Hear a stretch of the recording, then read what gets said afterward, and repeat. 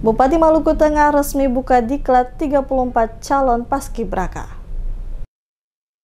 Sebanyak 34 calon pasukan pengibar bendera pusaka atau paskibraka Kabupaten Maluku Tengah resmi memulai pendidikan dan pelatihan yang secara simbolis dibuka oleh Bupati Maluku Tengah Zulkarnain Awad Amir pada Jumat 1 Agustus 2025 di Kota Masohi. Diklat ini merupakan hasil dari proses seleksi ketat yang diikuti oleh 210 pelajar dari berbagai kecamatan di Maluku Tengah. Dari jumlah tersebut, 40 peserta dinyatakan lolos dan 34 ditetapkan sebagai calon paskibraka tingkat kabupaten. 21 putra dan 13 putri, sementara 6 lainnya dipilih untuk mewakili daerah di tingkat provinsi. Dalam sambutannya, Bupati Zulkarnain menegaskan bahwa paskibraka bukan sekedar tugas kehormatan untuk mengibarkan bendera, melainkan juga ajang pembinaan karakter pemuda. Ia berharap melalui pelatihan ini, peserta mampu tumbuh menjadi generasi yang berjiwa nasionalis, disiplin, serta memiliki kepemimpinan yang kuat.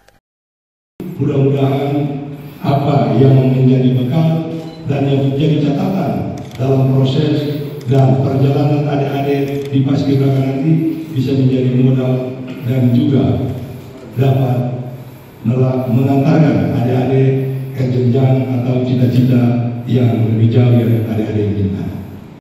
Sementara itu, Kepala Badan Kesatuan Bangsa dan Politik Kesbangpol Maluku Tengah, Abdullah Tuasikal menegaskan bahwa proses seleksi dilakukan tanpa praktik KKN, sepenuhnya mengacu pada Peraturan Presiden Nomor 51 Tahun 2022.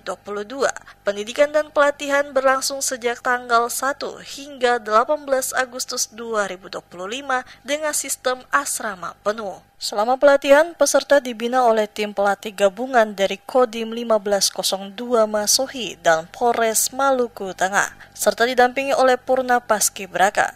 Kesehatan para peserta juga menjadi perhatian utama dengan pemeriksaan rutin setiap hari oleh tim medis yang disiagakan.